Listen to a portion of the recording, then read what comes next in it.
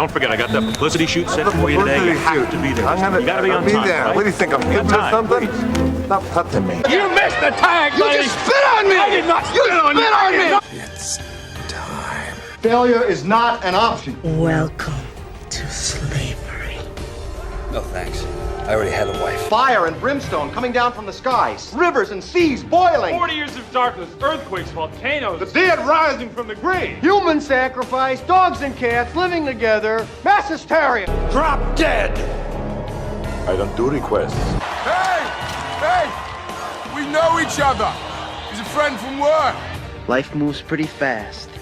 You don't stop and look around once in a while, you could miss it. Are you not entertained? Are you not entertained? All right, Mr. DeMille, I'm ready for my close-up. People!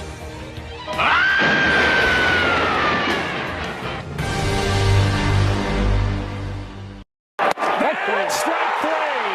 Dodgers have won it all in 2020. This morning, baseball diehards like lifelong Cubs fan Pete Seat can't wait to get back to the game, but it might cost a pretty penny. We see stories about some stadiums where the cheapest tickets available on the secondary market right now are upwards of $500 per ticket. With stadiums capping their capacity to as little as 12%, those coveted remaining seats are in short supply, sending secondary market prices skyrocketing to hundreds or thousands of dollars. Plus, with teams keeping the available seats in clusters of 1 to 6 people, you can often only find group tickets for sale. So the most affordable option on StubHub for the Yankees opener is 3 tickets for more than $1,000. Some of the cheapest opening day seats we could find are the Rays and the Marlins in Miami, a pair of upper deck seats for $87 a piece. That same day, I can book a flight from New York to Miami for $89.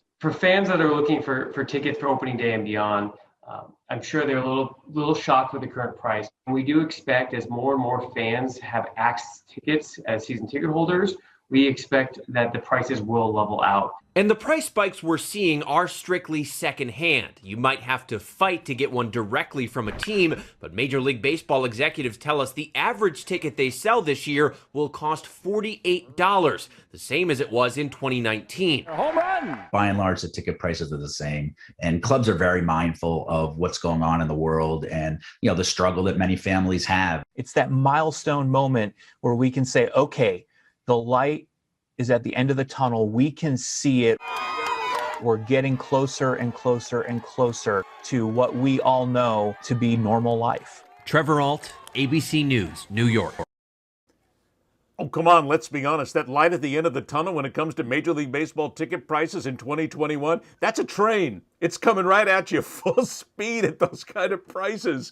We want to thank the folks at Good Morning America for that to go ahead and start the show. Hi once again, everybody. Welcome in. I'm Ed Berliner. Thanks for joining us here on The Man in the Arena, the Sports Reporters. It's time to talk baseball, and it doesn't cost you anything. Well, at least that doesn't cost $87.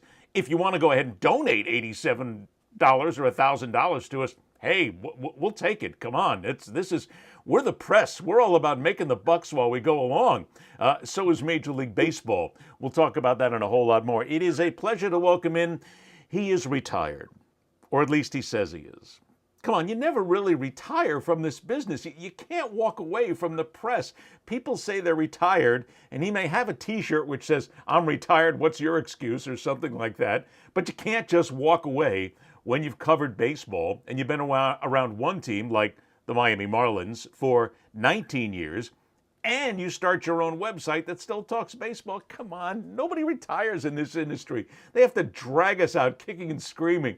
It is a pleasure to welcome where he covered Major League Baseball for MLB.com and the Miami Marlins, the retired man himself.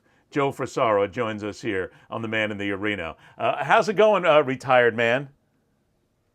Good, Ed. But as you know, retirement is almost a state of mind, right? And pretty much after a month or two, my wife's like, "What are you doing next? Go out, do something." So baseball has been in me forever. Sports writing has been in me for 37 years.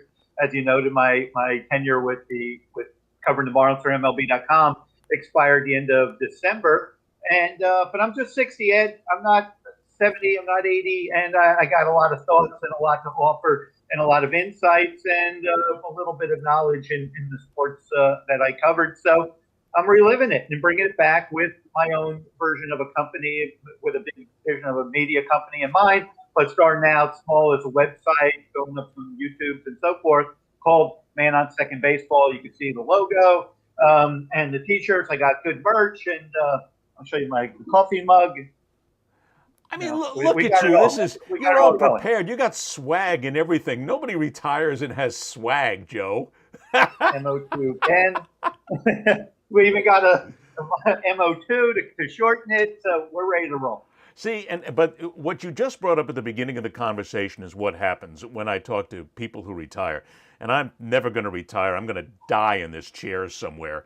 But it is always the wife, the partner, the significant other who, after you retire, says, "Will you please just get the hell out of the house? I don't care what you do. Just get out of my hair and I'll feel a whole lot better." That's what makes you go do something else after you retire. Exactly. And then, I was kind of, my directive was, as soon as I hung it up, you're doing most of the cooking. That's what I was told. Now, it's a passion anyway, and alluded to the T-shirt you mentioned, "I'm retired and you're not," was a Christmas gift that I got, and I kind of unveiled it because one of my little segments I do is I combine my passion for barbecuing and smoking meats in my backyard with baseball. So I combined a barbecue and baseball theme where I will, smoke ribs or, burgers or whatnot, brisket eventually, and then just sit back and talk about what's on my mind with baseball. And eventually I like to get some players, former players, people in the industry to kind of share that passion. Hey, what do you like to cook? And, hey, talk about the Game 4 of 2003 World Series or whatnot. And that type of dialogue. Because I think the conversation where I kind of went going, Ed, was I think the conversation of baseball has been lost as it's kind of wrapped up with rumor chasing, what I call the 10-minute scoop, which I certainly have more than my share, where everyone's stumbling and tripling over themselves to find out who the backup middle infielders are for the worst teams in the game. And we kind of lose sight that fans, within 5-10 minutes, everyone has the same news. But why? They ask the question, why? Why is this significant? Who is this player? Why are these players good? Why is it interesting? And not, instead of just chasing down every rumor, to kind of remind people why we are baseball fans and sports fans. Isn't that this is really off the track, but I want to go here because you opened the door. Isn't that one of the really great parts of baseball? At least it used to be for us in our generation. It was always just baseball. We didn't do this when it came to football, basketball, or hockey or anything else. But you'd sit there and you'd just talk about, well, if they could get this guy, and what about this trade? And yeah, you could throw this in. And what happens if you did this? And the rumor mongering, which was fun at that time. It wasn't evil, and it wasn't like we were all getting all upset about it. But it was great to think about what would happen if a certain player wound up on your team. And then, because we didn't have social media at the time, yes, I am talking about back in the dark ages, and we had to rely on newspapers who would tell us and magazines who would tell us what was happening. And we didn't have that immediacy. So we then had to guess and hope that certain things were going on. That's the conversation of baseball you're talking about that was so much fun. Yeah, absolutely. And you see behind me, Tom Seaver. I grew up in New York, and Tom Seaver was my hero. And my son got me that as a gift. And then there's a photo of me holding the World Series trophy in '03. But, that's part of, now this is my office, my logo, my vision. And that's what I want to kind of capture. And what my Man on Second also is I want to kind of do it with a Florida theme, but it could literally be whatever I want to do. Because I've always kind of maintained, I think Florida is a little bit of a sleeping giant for baseball. We're kind of, especially South Florida, we're known, we're a football state. And it becomes an accepted fact. Do you still think that, though? I mean, it really, I think it may not be in terms of, if we're getting down to, filling up Marlins Park or whatnot, but baseball is played here at the highest of levels. Over the weekend, Friday, I was at Cal Ripken Academy watching them play IMG Academy with, there will be no fewer than 10 future major leaguers there. How many states can brag that? You're going to have 3 to 5 first-round picks that were in this game. And because of COVID restrictions, there were about 150 people there. 60 scouts were And if not for COVID, over 500 to 1,000 people would have been on that backfield. So it doesn't necessarily, the challenge for the professional level in Major League Baseball was to convert these fans and these players into Marlins fans, Rays fans. Yes, but when the highest level, I was at earlier, a couple of weeks ago. They got a first round catcher who may be on the Marlins target list. So, their used to be, they used to pack the place. And obviously the number of players that are from here. And that's why some of the players I'm tracking prospects from the state of Florida, whether they're from UF or UM or South Florida, USF or wherever, FSU. I'm looking at them. I'm looking at the top prospects who if you play ball here, kick up the ground. The best pitcher in baseball is from Florida. See, I'm going to agree with you, and I have to agree with you on the college side of things because I called University of Miami baseball about 1 billion years ago. Ron Frazier, great friend of mine. The Frazier family, still a great friend of mine. And I was so enmeshed in that culture of UM baseball that I absolutely loved it. Demi Maneri, I'll go back, that goes back 1 million years to Miami-Dade, where Demi was the demigod, along with Frazier in many ways, of finding great talent in South Florida. I'm going to agree with you there, but I'll take this umbrage on Major League Baseball. Joe, it always seems that no matter what happens, the Marlins win 2 world championships, the Tampa Bay Rays win the World Series. This is still a state that has never fully embraced Major League Baseball 162 games out of the year, 12 months out of the year. For whatever reason, it still remains a state that, at least in my opinion, looks at baseball and goes, oh, okay, baseball is here. And this is an old argument. I realize this, but it's worth talking about. I've never felt the passion for baseball in South Florida. Well, that's a good word. The word is passion. And how do you create it? Now, I could say this. I'm from New York originally. New York had what? New York Yankees, the New York Giants, the Brooklyn Dodgers. They had 3 Major League teams in New York. You're going back past my time. With me, it was just the Mets and the Yankees. But Ed, the Brooklyn Dodgers and the New York Giants moved. Why? Lack of fan interest. They moved for lack. The Marlins are what? 25, 26 or so years old. The Rays are younger. It's like we're in the age of media with social media and everyone connected. I could build my own thing, whether it makes it or not, I don't know. I'm planning on it. But if you tap into something and you have enough people, eventually it's got to be grassroots and it's got to be genuine. It just can't be gimmicks. That's why I'm not a believer in casual fans. I'm not, and my target isn't that. I want to convert casual. I want to make more hardcore. Which is great, but haven't we been saying this? Haven't we been saying this now for decades saying it, now? But maybe it's the wrong message. Maybe it's the wrong message. I agree with you. I'm in a total agreement with you about creating that passion. But we've been saying this now, Joe, since the Marlins won their first World Series. We need to create the passion. We need to bring people to the ballparks. We need to find reason for them to come. Look, everybody said that when the Marlins got a new ballpark, they would flock. They didn't. People are saying the same things about Tampa, which then leads us to say that, maybe they're going to play half their games in Montreal. One of the most ridiculously ludicrous, stupid things I've ever heard, ever floated by any major league franchise. But we don't, whatever it is, there's an intangible there, and I think you hit on it. And again, here's part of the same argument. People are from other places here. They live, eat, sleep, and breathe Phillies, Mets, Dodgers, Cubs, whatever it is. It will take generations for their children to like baseball. And by that time, baseball may become just a sport that nobody wants to watch anymore, and a lot of the things we're going to talk about here, because the sport itself seems to always need saving. There's a lot of layers in there, Joe. Oh, yeah, no question. But it gets down to people are interested in what they're interested in. And I think that a lot of what happens with the way the media has covered baseball, especially in South Florida, and I noticed this when I first moved down here, the Sun Sentinel, the Herald, they covered it like if it's an expansion Marlins team, and they win a game, they act like they're going to the playoffs. If they lose a game, they act like it's the end of the world. And I'm like, it's exactly a 16-game football season. They don't understand the pace of it. You know, a bad expansion team can win 5 in a row and still lose 100 games at the end of the day.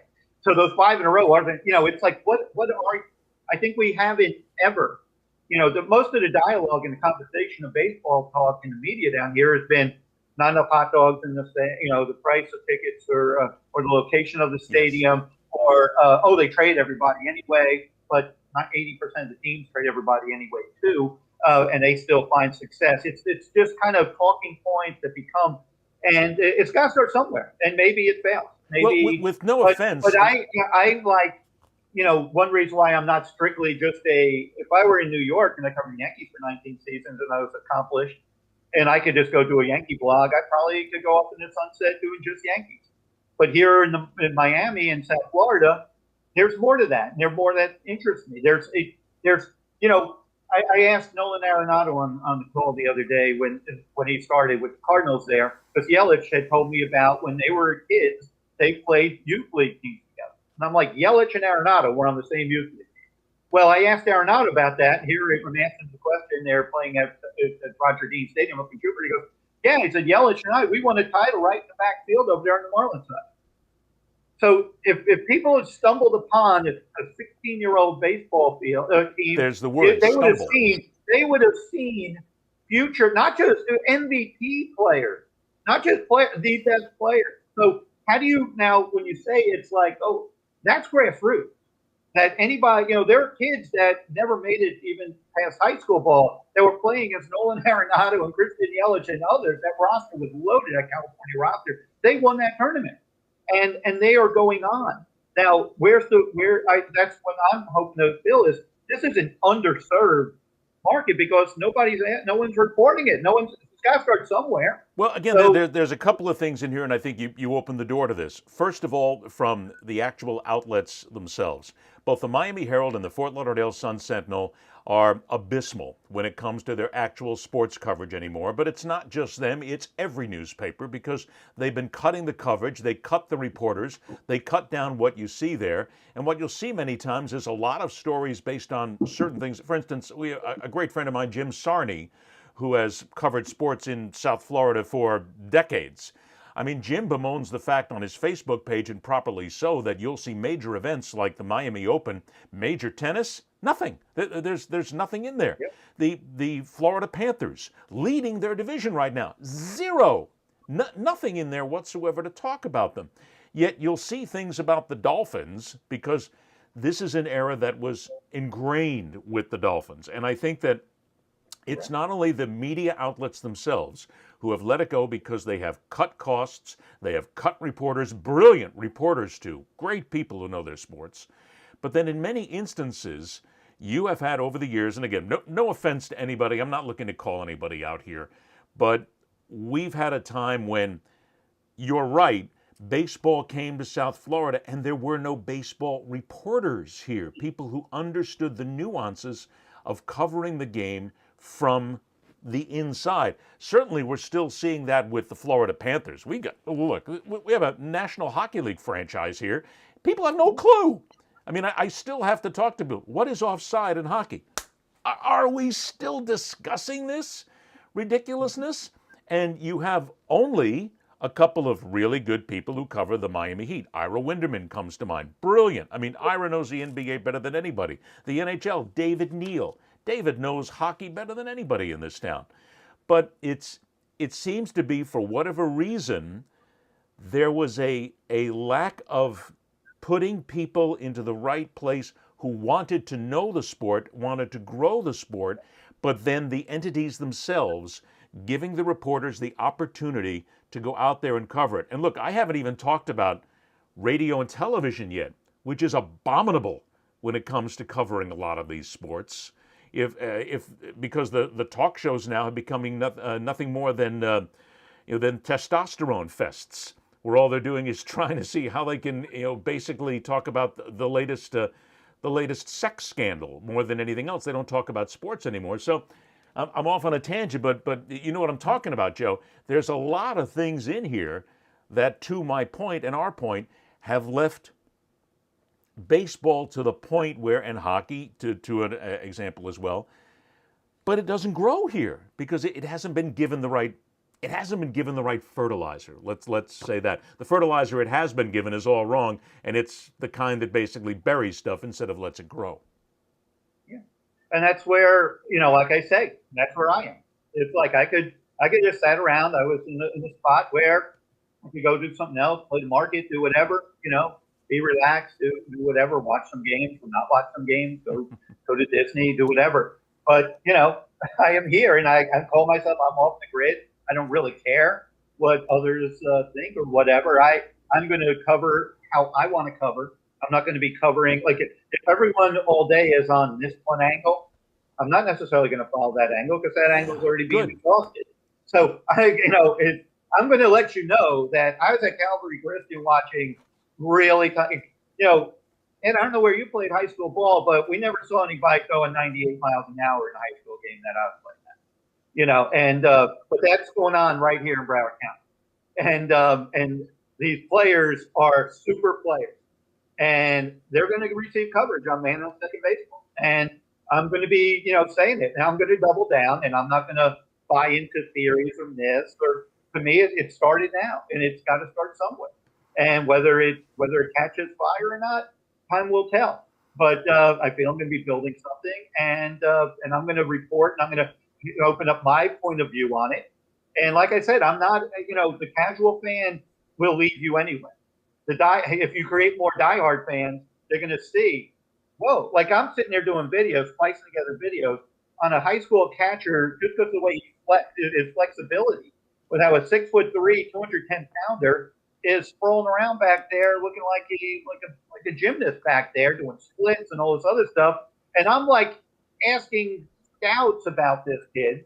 Nobody in South Florida sees baseball like that. No one would pick that up. And no again, one would find that remotely interesting. But see, part of that is, and what you're when talking I about. call that out, you know what's going to happen?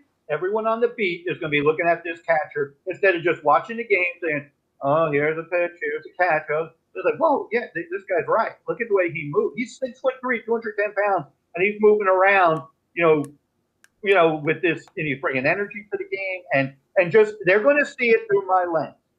And I've always had to look through someone else's lens. Bravo. So now it's my lens. They don't like it. They don't have to come to the site. But I part of it guarantee is you, too. I mean, open a month, and if the people that are following me are the industry.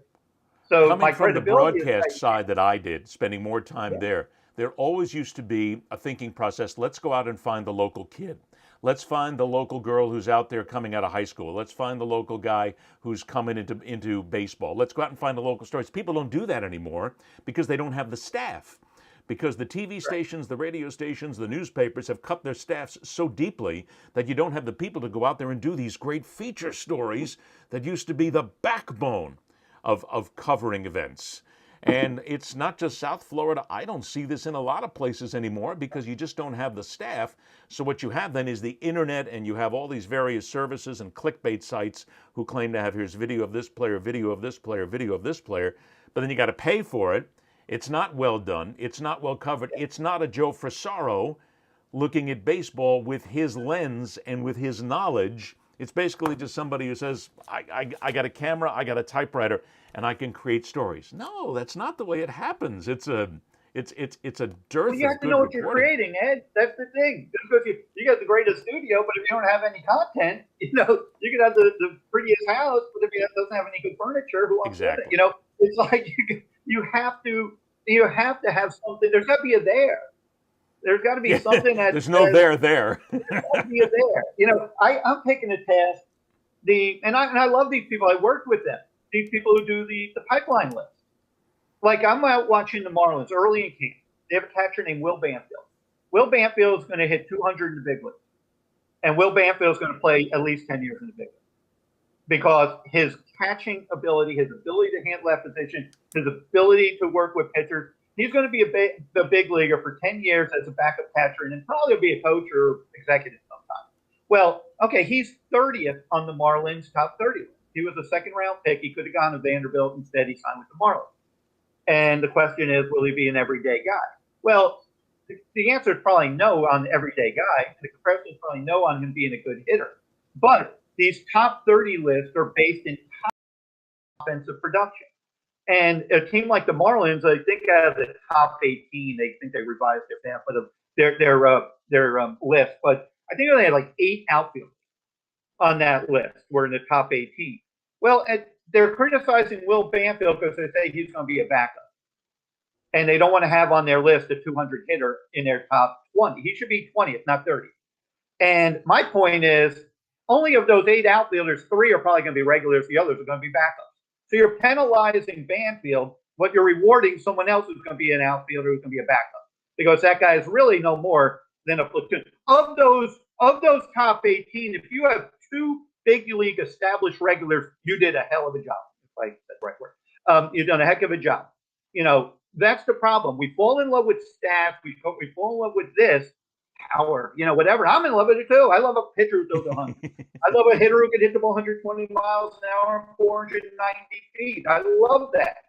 The bottom line is that's just one aspect. I chose a skill set, tool, natural given ability, and ability worked at. But I'm taking these people to task. No, that's what I'm doing with this other catcher. I'm gonna kind of prove the industry wrong. And in 5 years, when I'm right, maybe a few of your listeners here are people. I'm not gonna be waving I'm right, but I'm going to be right. It's like, I know that. It's like a couple of years ago when the Marlins touched base with the Yankees trying to trade for, Gary Sanchez would be included, but the Yankees were looking for an upgrade. And I tweeted out that, and New York just jumped on me. Like, I could show you all the tweets. They thought I was the stupidest guy in the world for insinuating that Gary Sanchez wasn't better than JT Realmuto. Now everyone in baseball is like, oh, JT Realmuto, best catcher in baseball. It's like, I'm getting like laughed at of like, how do I have a job? How dare I? Because what happened, they were seeing it through New York's lens, which is they have a much bigger megaphone than South Florida. Sure. Right? Bigger megaphone. If someone's like, oh, the guy in the Marlins is better than the guy in the Yankees. What? It's the same people that, but I was right. So I'm not really worried about that aspect of it.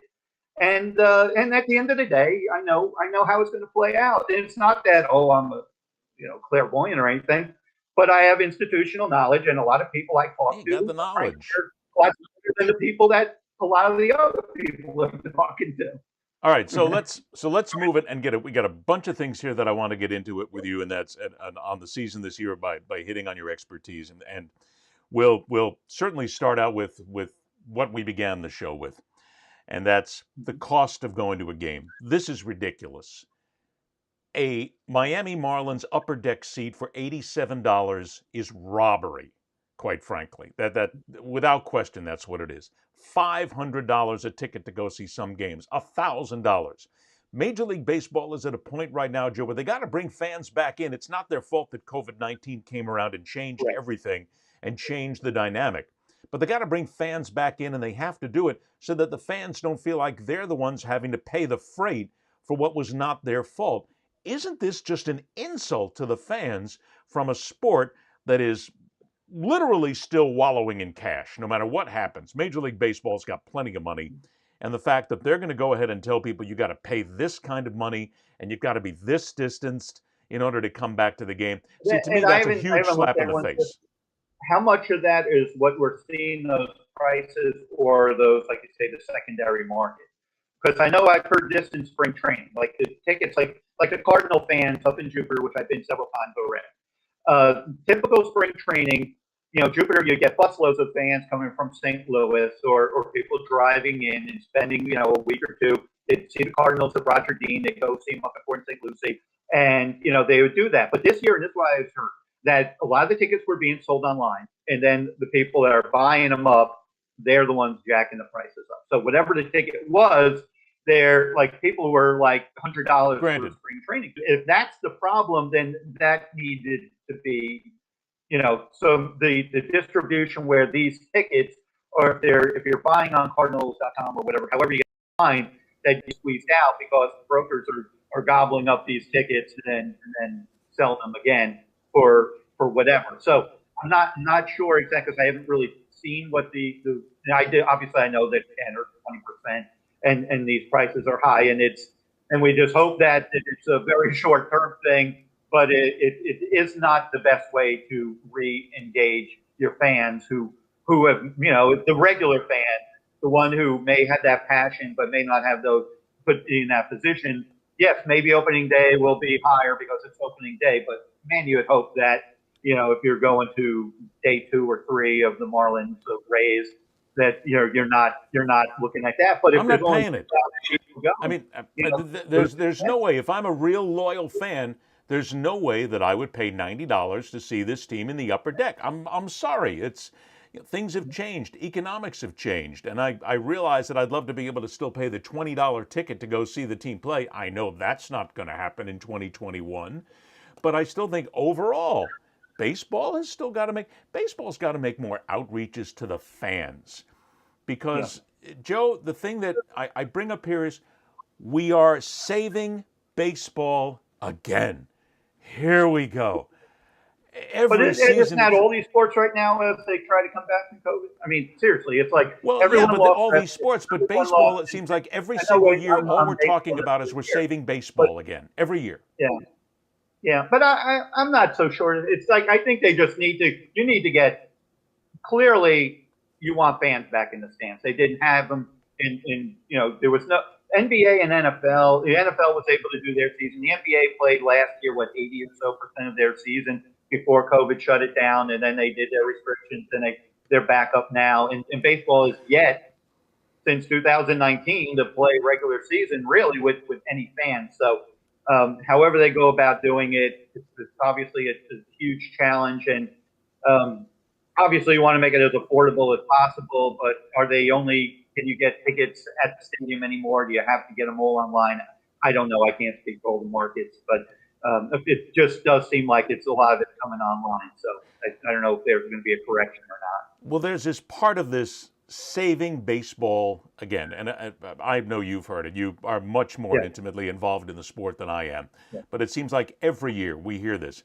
Baseball's got to be saved. Baseball is in its own way. Baseball has got to make all these changes. Baseball can no longer be relevant. And I think there's the key, because why has Major League Baseball, while the NBA has changed its sport a little bit, National Hockey League has changed, Major League Soccer has changed, the National Football League has changed in some ways, but why has Major League Baseball struggled so desperately to become more relevant on the overall sports scene in America? They're making a lot of change, like the rule change. I think we were going to talk about rule changes. I think that's part of what they're looking to do to induce more action. Right now, I think I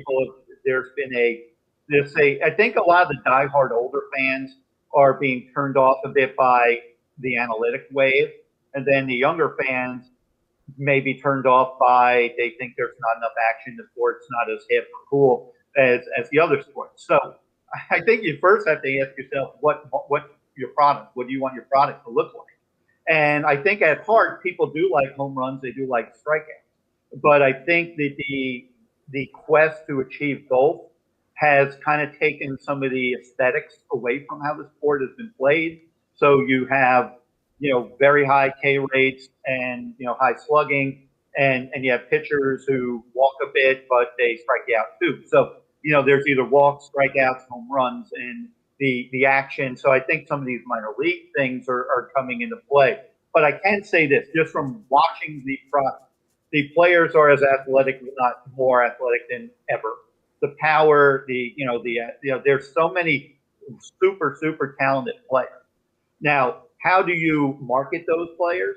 How do you best do that? It does not help when you have the union and league always bumping heads over the most simple thing, like opening day is coming, and we still are not completely convinced there will be no DH in the end. That speaks to your point of, I think if the league and the players, kind of sent a message to the public that, hey, we're the players, that we're not just are bumping heads all the time. We do kind of like the union and baseball have been at odds for generations, and it seems like there's been absolutely no change.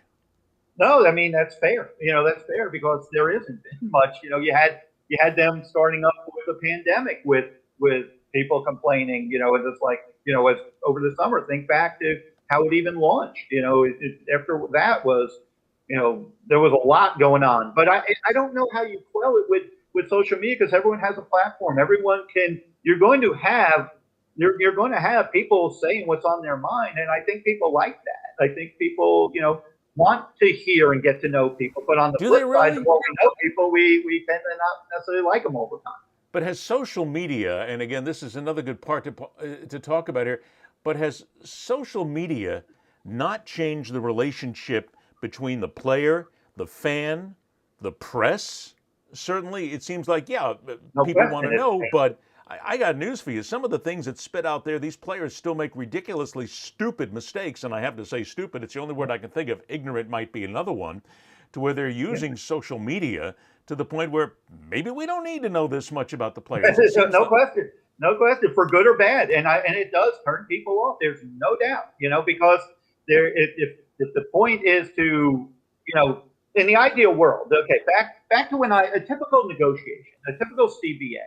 And you would sit around, players and owners, because I covered the NFL, where I covered 8 Super Bowls, I covered the NFL a long time, baseball, I covered all the sports, and you kind of saw the way it happened. They would make their talking points, they'd put their spin, but when it came to crunch time, the sides would come together. Usually it's not being leaked out, and then a resolution will come. So regardless of how dire it seemed, the thing will get resolved. Now it's like, everything's negotiated in public.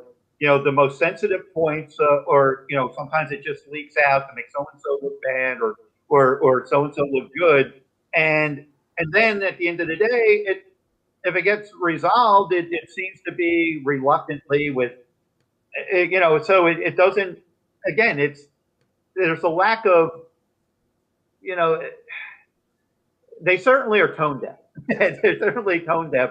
And they don't really see how it is happened, because again, businesses will do that, right? We always see the big powerful businesses. They'll say their things and then they'll reach agreement and then they move forward.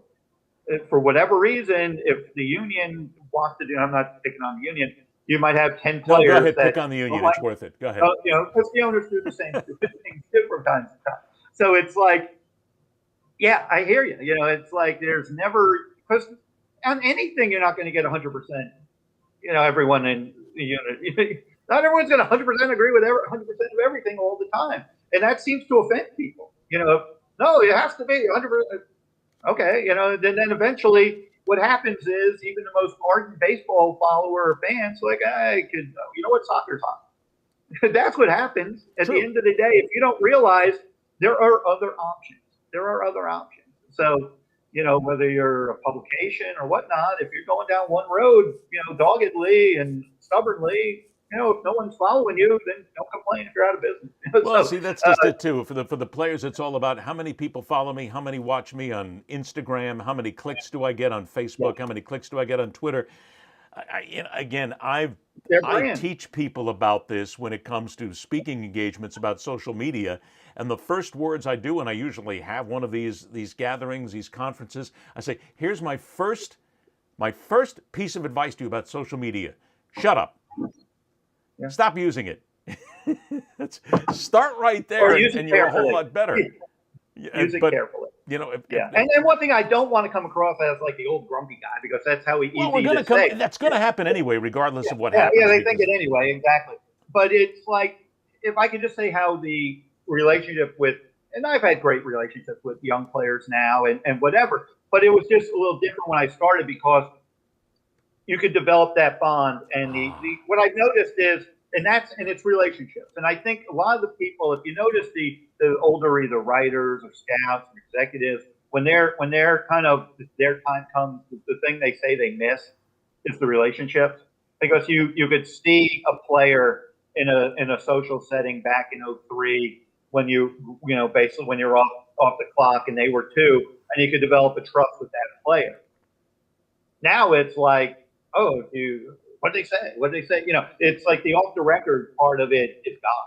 I can't believe, the amount of stuff that you hear now that's public that eventually stuff will come out. But hasn't it become difficult? Hasn't it become difficult for us though, Joe, as reporters? Because here's what I always get to when this subject comes up.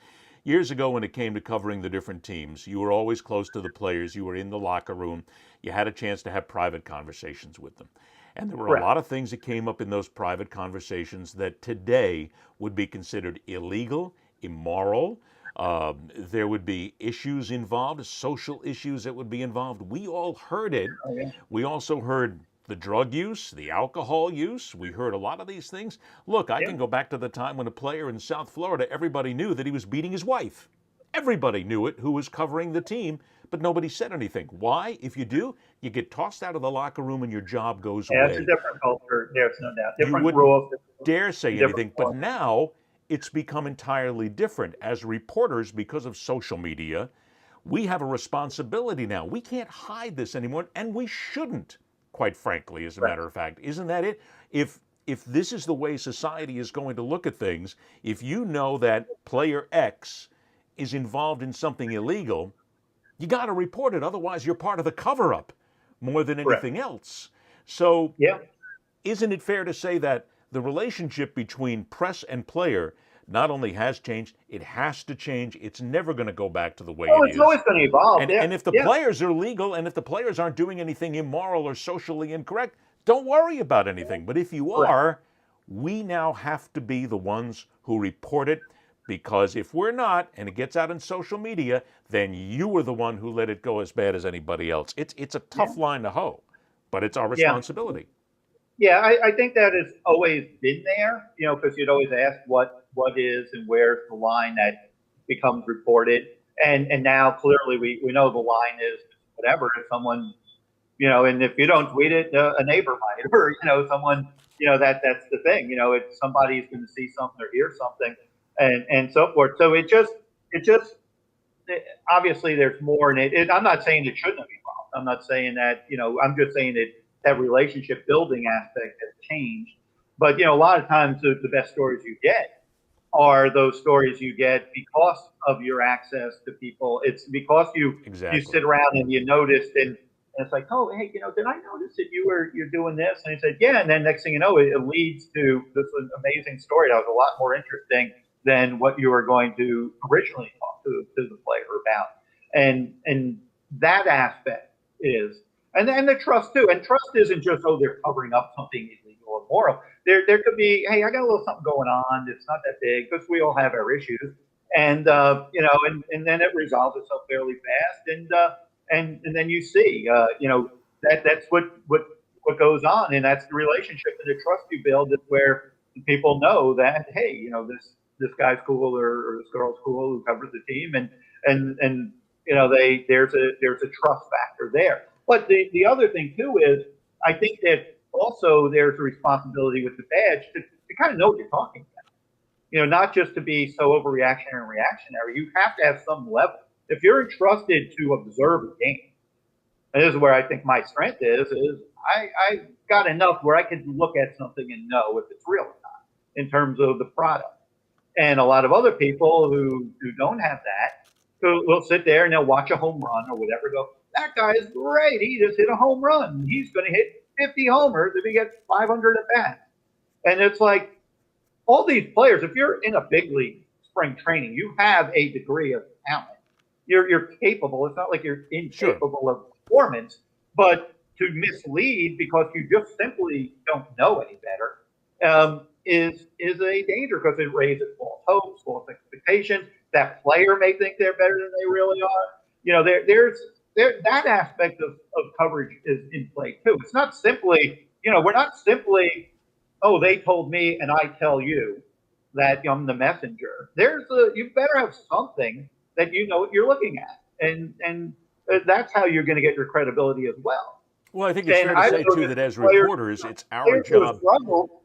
It's our job to look at what's happening on the field, on the court, on the ice, what's happening, how the player is playing, what happens. I think we can tear that apart, and certainly that's what sports talk radio does in many ways, sports television does here and on the internet and other places as well. You tear into the performance of the player. But because society has changed, we now have become as much news reporters as anything else, and I have had players tell me to my face, Ed, there are certain things I can't discuss with you. Why?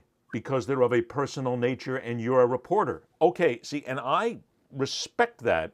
I will cover you. I will cover you as to what you do on the field and on the ice, on the court, whatever it is.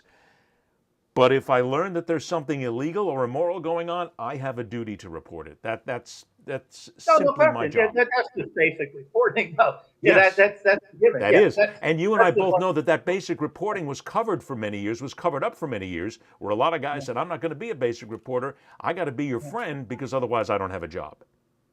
Yeah. And that still goes on. It still goes on to this day. So I keep telling players, if you don't want it to be known, don't stick it out there on social media, because guess what? Everybody and their mother's going to know immediately, because I think people still don't understand that social media is global, which they haven't quite grabbed that one yet. Okay, a couple of things here. I wanted to bring this in here because there has been so much discussion about the shift in Major League Baseball. And everybody's up in arms, and the shift is terrible, and we've got to stop the shift, and it destroys Major League Baseball. Oh, but it's great for Major League Baseball. Here's an interesting thing that I dug out. This is Cal Ripken Jr. on a radio show in 2018 discussing the shift. It's not like it's today. This is 3 years ago. And if you listen to Ripken discuss it and put it in context of 2021, you're thinking to yourself, this discussion is nothing new. No, the shift. I think there's some logic to it. They're using the data, and the frequency. I always think, since I made my living on knowing where to position and where to play, you make adjustments pitch to pitch. The shift doesn't allow you to make adjustments within the shift, and I think they're starting to find out that it doesn't prove out to be as good as everyone thought it did. Mm-hmm. It was a new thing. Everybody jumped to it. Tampa Bay was one of the first ones to really use it a lot under Joe Madden. And then Joe Madden's now with Chicago, and whatever analytics they have, they don't shift as much. Mm-hmm. They're the least shifting team, I think, in the league. So it runs its course, but it's built on a logic. To me, hitters can be one way when they're defensive or two strikes, and they can be another way when they're ahead in the count. And the shift doesn't provide for all of that.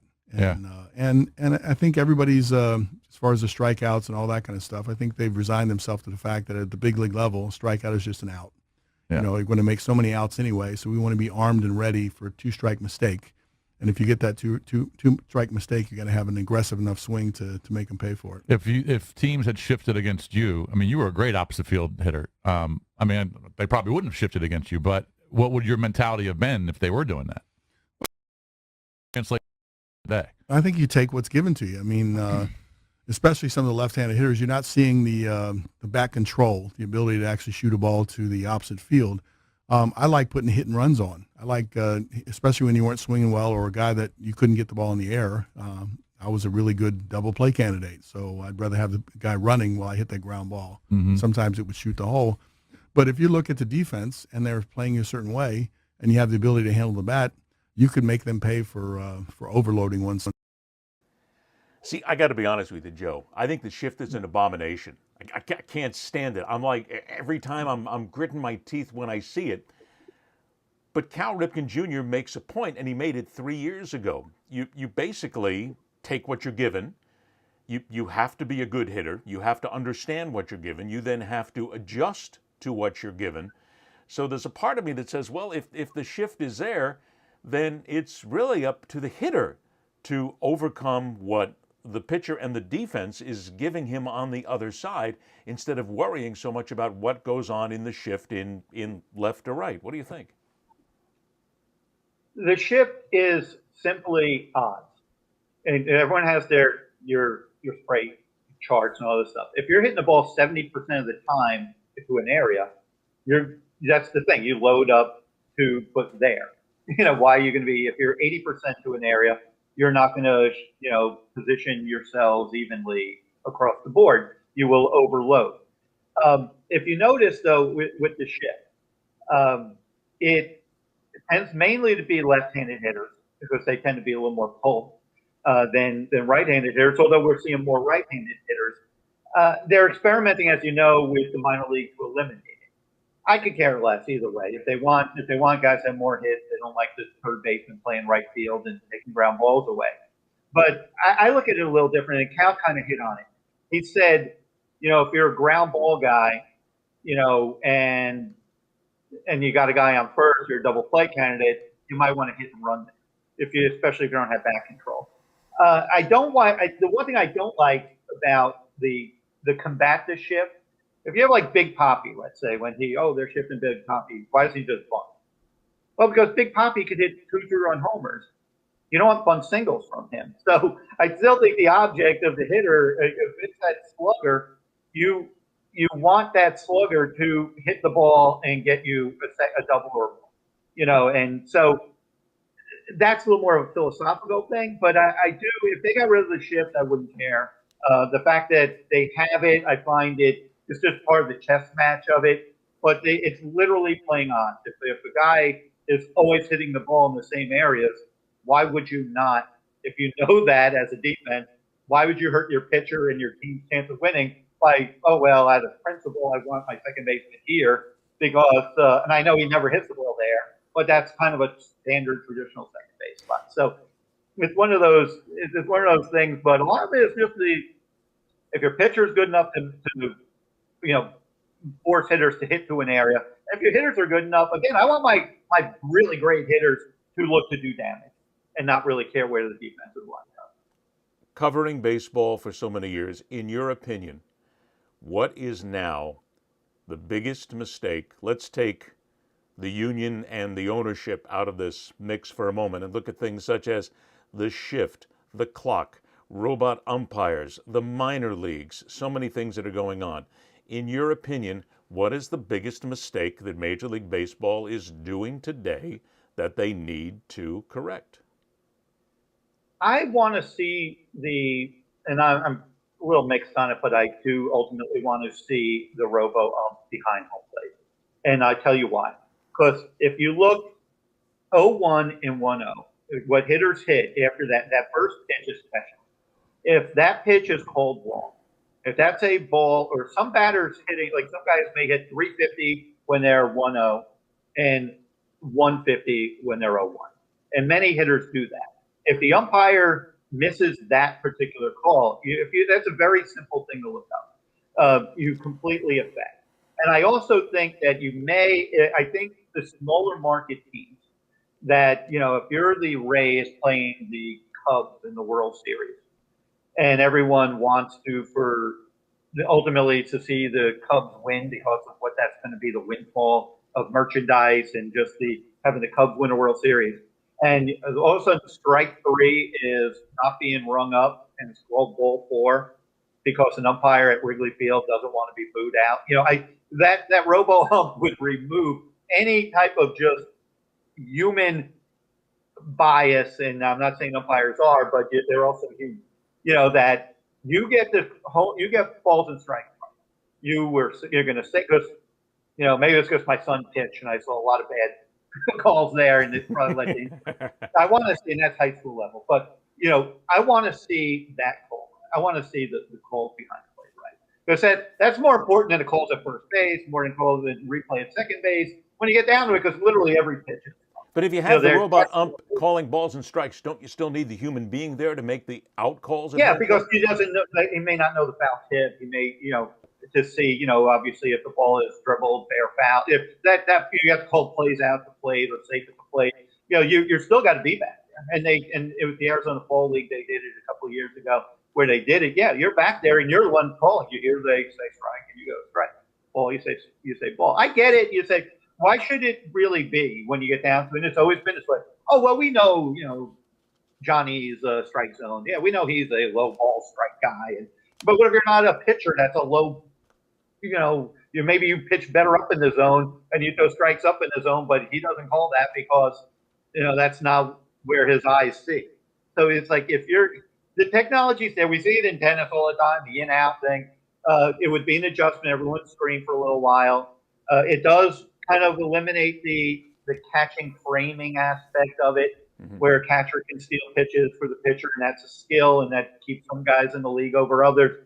But again, I think that getting that call right, especially if betting and gambling becomes more and more a factor in revenue, people want to know. You don't want to sit there and know and the players, you want to know. We have the technology. And wouldn't you have to add at that point, if you've got a robo-ump and you've got the umpire behind home plate making certain calls, wouldn't you then have to, by rote, include instant replay? It's got to be somewhere down the lines on certain calls.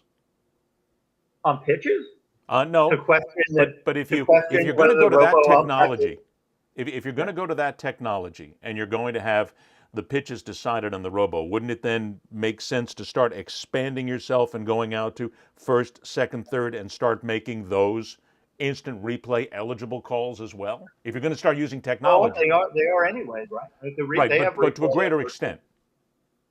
Oh, I don't know. I mean, you're just asked one thing with robo-ump. Yeah, I mean, it's always going to evolve. Someone will see something. Technology is too good to do otherwise. I mean, high-def TVs made, you see so much. I mean, we grew up watching our, games even from, go watch, you watch the 2003 World Series all over again. You get the replay of that on MLB Network or whatnot. They'll show Beckett in Game 6. You would think that footage was from, Mickey Mantle's era. I mean, that's not that long ago, yet it is in terms of technology. So to get the calls right, I think we do kind of want the call right. I'll just give a quick example. I mean, yesterday, Jazz Chisholm of the Marlins prospect, he hits a home run. It's 109.8 miles an hour off the bat. You can just write 110, right?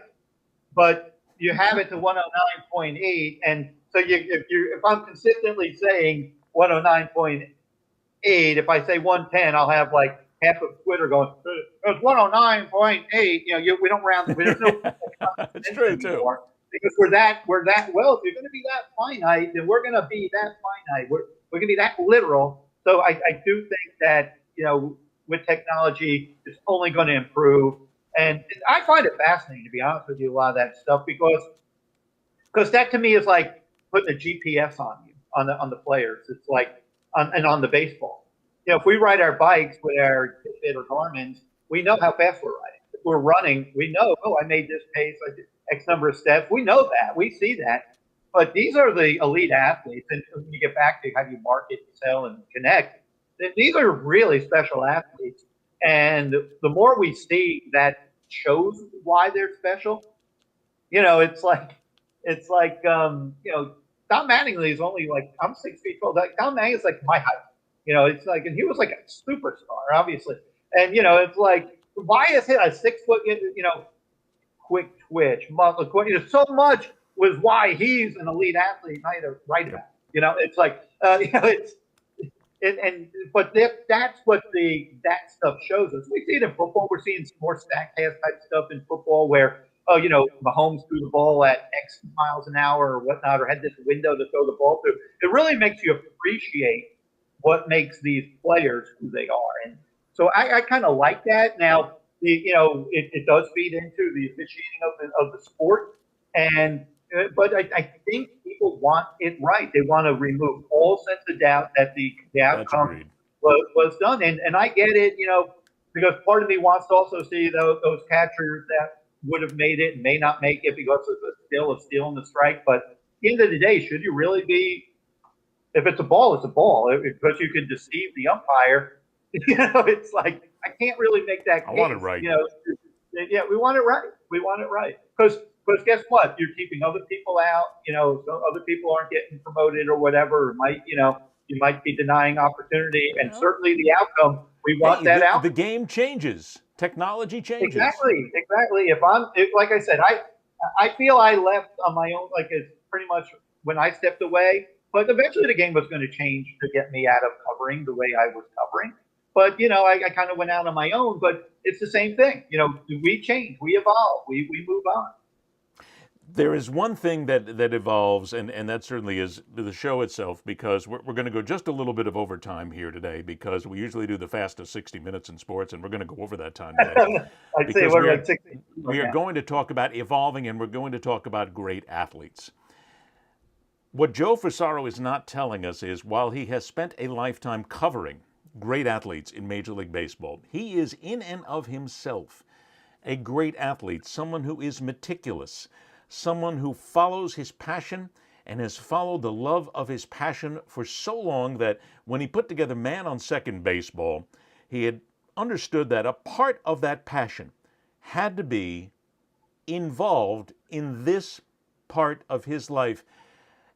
Ladies and gentlemen, boys and girls, it is simply part of noting that Joe Frisaro is a master of the barbecue. Hey everyone, welcome to the tailgate edition of MO2 in Review, the video channel for Man on Second Baseball.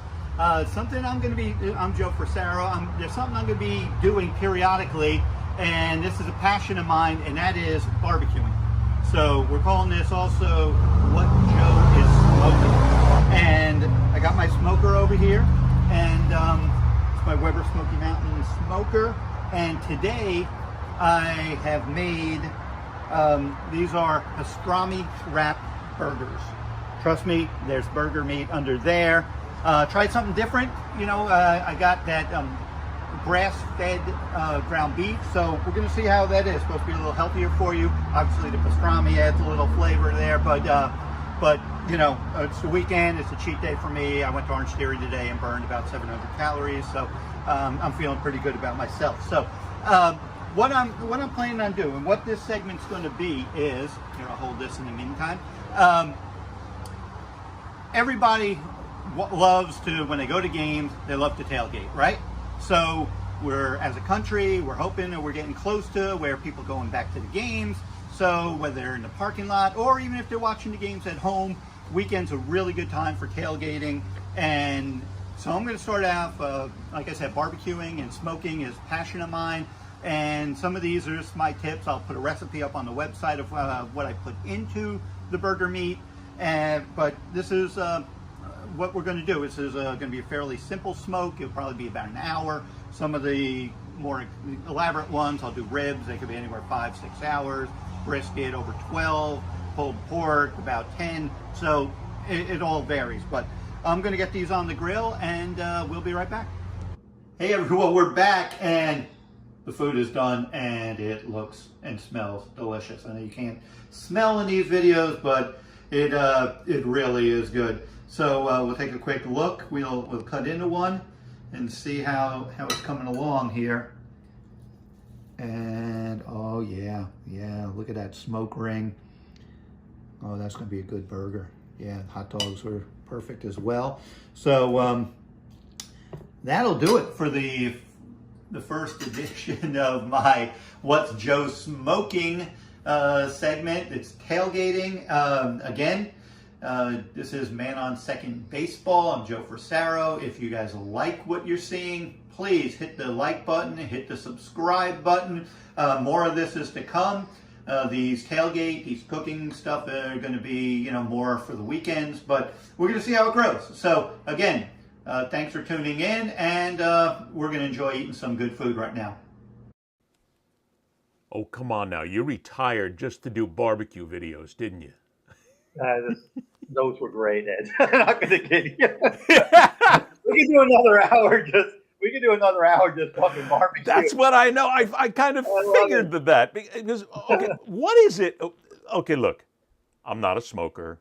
Well, in any sense. Although, well, okay, wait a minute. This goes back a long, long time, but we won't get into that side of everything. I don't do the smoking. I'm not a griller. I just don't have the time for it, I guess, and I would love it. But what is it? What is this grabbing that people are just, it becomes part of their life, that they've got to grill, they got to smoke, they got to get in there, they got to come up with all these things. What the hell is this? We like how it tastes. The food is outstanding. The pride of doing it, of cooking the meat, and preparing. And it's just it also takes me back to my youth, Ed, where my dad, I was from New York, and on weekends he would grill. Maybe not every weekend, but when he did, it was always special. And then you kind of see baseball is kind of a natural with the summertime, and people have the weekends. You also see, I would for years would go to the ballpark and just walk by the grill, smell the food, and then have to go to the press box and work. Now, I mean, I literally have to work on weekends if I don't want to, and I'm an idiot, I am. But now I have the time to, you know what? I got up on a Sunday, like, there's no way I would have ever done this if I was still working at MLB.com. I got up at 5 a.m. on a Sunday day off to go turn on my grill to put a brisket on. You're a madman. And then go back to bed. And then let it go for 14 hours. Because, you know, I could go back to bed for a few hours as it's going. And then when I wake up. Buy it. Buy it? Yeah. It doesn't taste even right. Your audience, trust me. Trust me. Those with the passion. I know. Trust me. Trust me.